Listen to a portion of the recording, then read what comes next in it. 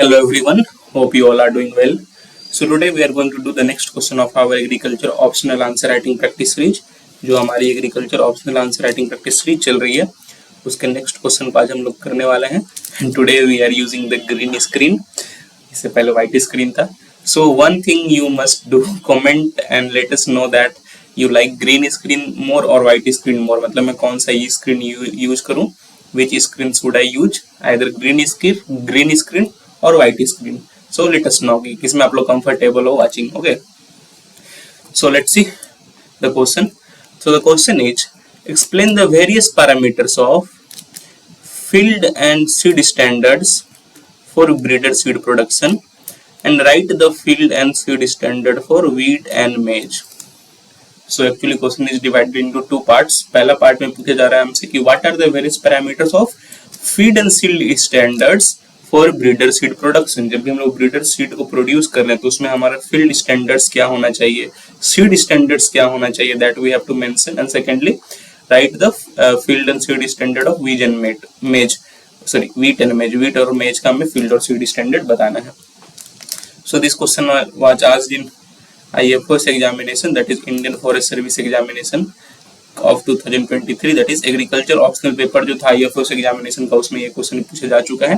So it becomes important for us. और although ऐसे various parameters of field and seed standards करके directly कहीं नहीं पूछा गया, पर इनडायरेक्टली ऐसे क्वेश्चंस प्रीवियसली भी आए हैं कि what should be the field conditions in breeder seed, what should be the field conditions in foundation seed. तो ऐसे क्वेश्चंस आए हुए हैं. So let's see how we approach this answer. कैसे हम लोग इस आंसर को अप्रोच करते हैं. तो we all know that what breeder seed is. Breeder seed is the progeny of nucleus seed. अगर आप क्लासेस ऑफ इम्प्रूव्ड सीड देखो तो उसमें सबसे पहले आता है न्यूक्लियस सीड, उसका प्रोजेनी होता है ब्रीडर सीड, फिर उसका प्रोजेनी होता है फाउंडेशन सीड, फिर फाउंडेशन सीड की प्रोजेनी होता है सर्टिफाइड सीड. ये मैं इसलिए बता रहा हूँ कि क्लासेस ऑफ इम्प्रूव्ड सीड से भी काफी क्वेश्चन आ चुके हैं, तो ये सब आप देख लेना. और जनरली आप इसको इंट्रोडक्शन में भी लिख सकते हो कि that breeder seed is the progeny of nucleus seed. और आप अगर हर एक क्लास में जाओगे तो there are certain amount of genetic and physical purity which we need. जैसे आप न्यूक्लियस सीड में देखोगे तो it should be 100% genetically pure and 100% physically pure. like breeder seed में भी देखो तो it should be 100% genetically pure. Physical purity it should be around near 100%. that is, क्योंकि ऐसे तो हम लोग बोलते हैं कि 100% ही रहना चाहिए, पर generally it is not possible practically. तो practically हम लोग 98% around 99%. in some crops it is also permissible to 98% is taken out. While in foundation seed the genetic as well as physical purity should be around 99-98%. it depends. and same is for certified seeds. ठीक है, certified seeds में भी around 98% 97% it is around. मतलब it varies from crops to crops. जैसे अगर आप breeder seed की बात करो तो in some breeder seeds you will see that purity should be around 99%. In सब crops it is around 98%. In some crops it is around 97% also. तो it varies from crops to crops, but an for an overall idea you should no this. Okay, so I hope you understand this. Now let's move to the various parameters of field and seed standards for breeder seed production. क्या क्या various parameters हैं. तो first one is the purity. This is seed standards. Okay, क्या क्या कैसा seed standard होना चाहिए, purity. So the purity of a breeder seed should be 99% और more. It should be around 99%. It varies from crops to crops, but इतना तो होना ही चाहिए around. Okay, so that is कि इतना प्योर सीड्स है तभी हम लोग उसको as a breeder seed use करेंगे. ठीक है. Inert matter should not be more. Generally हम लोग मानते हैं कि it should be less than some amount. It depends on crops. It depends from crops to crops. बस ऐसे हम लोग मानते हैं कि इनट मैटर काफी कम हो. Okay, it should be very less. Other seeds it should be very less. Other seeds can be of wheat seeds, seeds of other crops,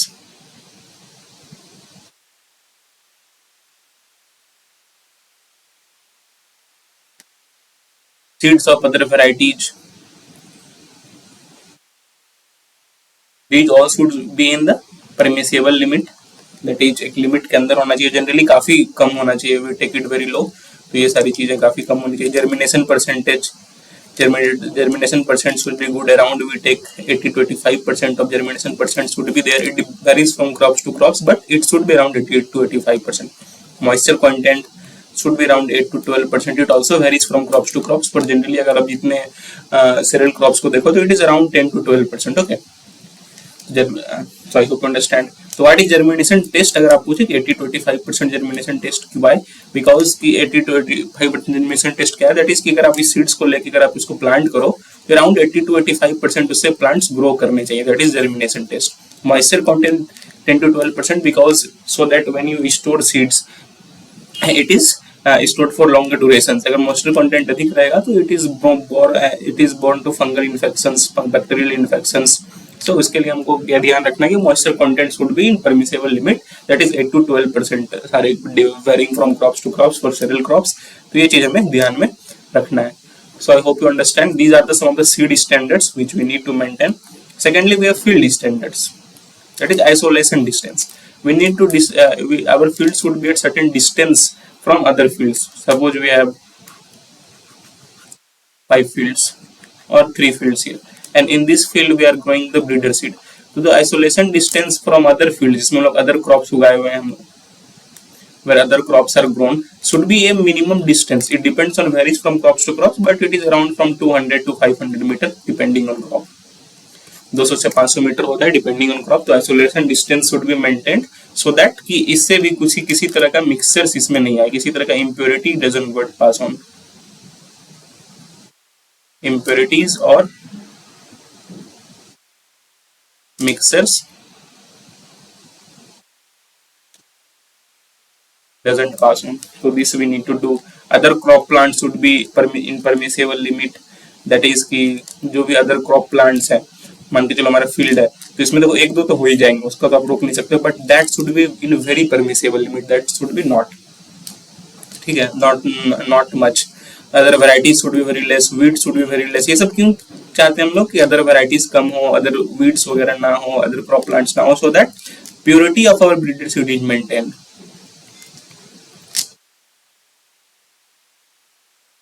Purity of our breeder seed is maintained, or it is protected from mixtures or some impurities. So that is why we need to keep these things, that is other crop varieties or other varieties or other weeds, into certain limit, so that our field standard is maintained. Damaged and infected crops, it should be removed off. It should be removed, or you can say off type should be removed. Would be removed, and this process is also known as rugging. That is removing of off types. जो भी damaged crops हैं, damaged plants हैं, infected plants हैं, उन सबको हमें remove कर देना है ताकि उससे other plants को किसी तरह का infect ना पड़े. So these are the field standards we need to maintain, and these are the seed standards we need to maintain. So inert matter का मैं बताता हूँ कि it is around 2 per kg of seeds. Okay, it varies from seed to seed. That is per kg seeds में कितना inert matter होना चाहिए. तो for example it can be different for different crops, but is kind of this. ये आपको ध्यान में रखना होगा. Okay, तो इसमें आप ये देखो, अब जब भी आप seed standard और field standards लिख रहे हो, you are writing seed standard or field standards, तो you need to these general conditions, that is 90 around 99%, around 80 to 85%, around 10 to 12% or 8 to 12%, because it keep on varying from crops to crops. Other crops में किसी में 80% है, किसी में 85% है. सो एक general idea आपको रहना चाहिए जिसको अपने आंसर्स में आप लिख सकते हो. So I hope you understand this things. आपको समझ में आ गया होगा क्या field standard, what is the field standard we need to maintain and what are the seed standard we need to maintain.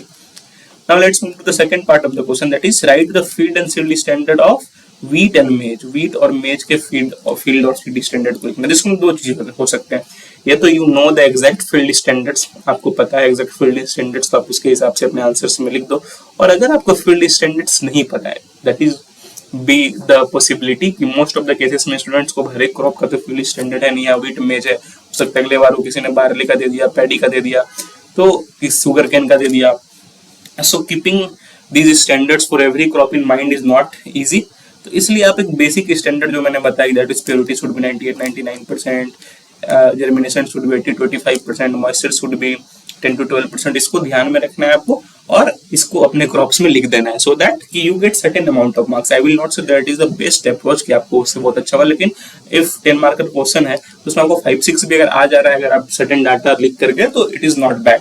सो एक बेसिक डाटा आपको अपने ध्यान में रखना है, that you have to make through answer writings, through practice, किस तरह से किसमें क्या क्या डाटा रखना है। आप सारे क्रॉप्स को देखेंगे तो आइडिया लग जाएगा आपको, so that you can write in your answers.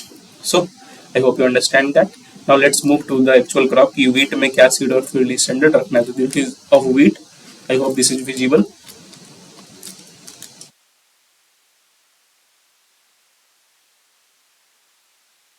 So this is of wheat. तो अगर आप व्हीट की देखो प्योर सीड की बात करें तो it should be around 99% for breeder seed, यहाँ मैंने तीनों का मेंशन किया हुआ है, all the three are mentioned here. For foundation seed it should be around 97% and for certified seed it should be around 96%. I hope this is visible. Innate matter की बात करें तो it should be maximum percent 1%, जैसे मैंने उसमें बताया था कि it should be around 2% per kg.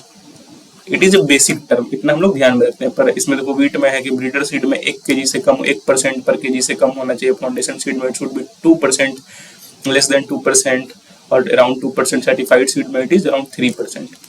उसके बाद अदर सीड्स में देखो तो other crop seeds should not B 2 पर kg, दैट इज 2% नहीं है यहाँ, दैट इज 2 नंबर kg। मतलब अगर आपके पास 1 kg सीड्स है तो उसमें 2 सीड्स से अधिक नहीं होने चाहिए, because if it is very harmful. Actually हमें 2 लग रहा है पर these 2 seeds can create a huge amount of mixtures, because उस 2 सीड्स से अगर एक प्लांट भी ग्रो करता है तो it will create a lot of seeds, it will be problematic. But इसको ध्यान रखना है, for foundation seed it is 5 and for certified seed it is 10, total it is same. इसको आप देखो टोटल वीड सीड्स की बात करें तो ये फाउंडेशन ब्रीडर सीड में 2 होना चाहिए, स्टैंडर्ड सीड 8 पर kg, सर्टिफाइड सीड 10 पर kg। I hope this is visible. उसका हम लोग आते हैं जर्मिनेशन परसेंट में, तो minimum percent should be 85% for breeder seed, wheat की बात हो रही है। फाउंडेशन में आपका देखा तो 80% और सर्टिफाइड में इट इज 80%। फिर moisture content should be 12% for all the seeds, breeder, foundation and certified. So these are the seed standards. Now let's move to the field standards. तो फील्ड स्टैंडर्ड्स में देखो तो isolation distance in meter should be 3, in foundation seed it is also 3, in its certified seed it is also 3. This isolation is between crops.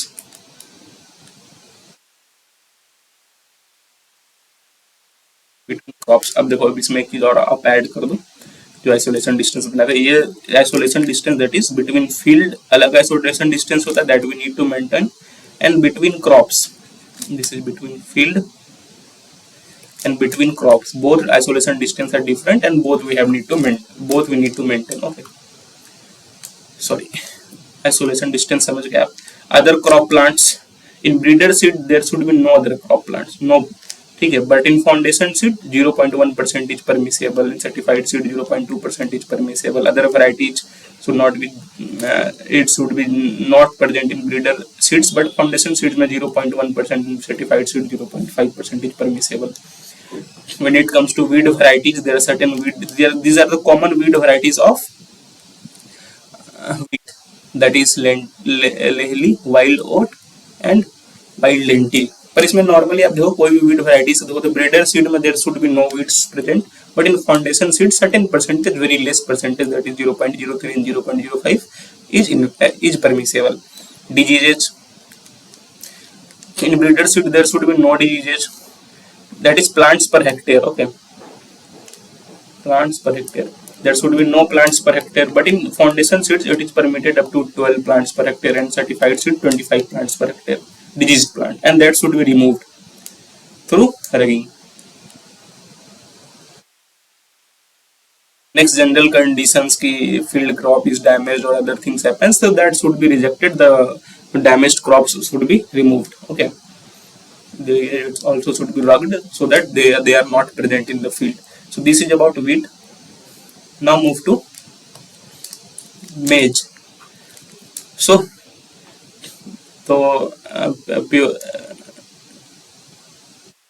pure seed, that is should be around 98% for breeder seed, 97% for foundation, 97% certified. You see there is a difference between the crops. In maize it is 98, 97, 97, and for wheat you see that it is 99, 97, 96. So it differs from crops to crops.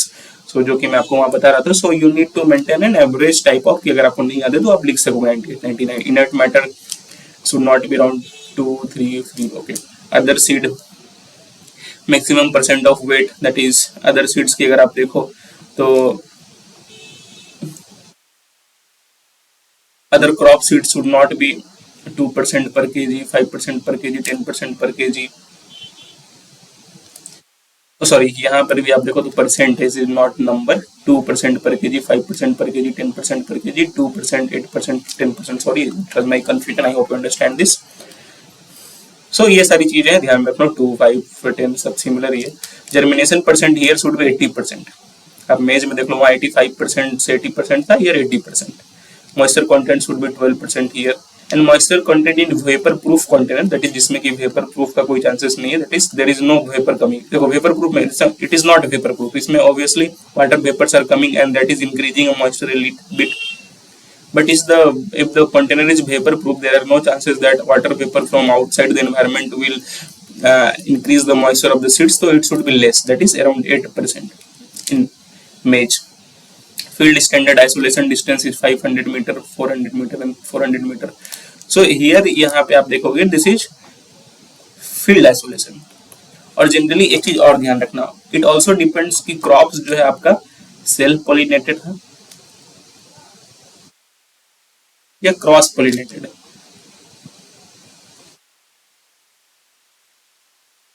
So if it is self pollinated, the isolation distance could be less. But अगर cross pollinated है तो isolation distance would be very much more. So क्योंकि self pollination में उतना impurities का pollination से chances काफी कम रहता है, पर क्रॉस पोलिनेशन क्रॉप्स में काफी अधिक रहता है. So we need to maintain that also. So I hope you understand this. Other crop variety 0.10%, 0.20%, 0.30%. Same it is similar. उसी तरह जो भी इन्फेक्टेड प्लांट्स हैं या जो भी डैमेज्ड प्लांट्स है उसको हम लोग रिमूव कर देंगे through digging. So this is generalistic idea. आपको इससे लग गया होगा कि किस तरह से इसे आंसर्स को अप्रोच करना है. And I hope you will be able to approach this type of answer nicely. So that is all for today. Please do like, please do share and please do subscribe. It takes a lot of hard work to make such videos for you on regular basis. अगर आप like करते हो, share करते हो, subscribe करते हो तो काफी मोटिवेशन मिलता है हमें कि हम और भी ऐसे वीडियोज आप सबके लिए रेगुलरली बना पाए. And please do comment and let us know that कि ये जो ग्रीन स्क्रीन है यू आर लाइकिंग इट और नॉट. अगर आपको ग्रीन स्क्रीन पसंद आए तो यू शुड कमेंट, और नहीं पसंद आए if you want us to be into white screen only, so you can also let us know by commenting. So that is all for today. Have a nice day. Thank you.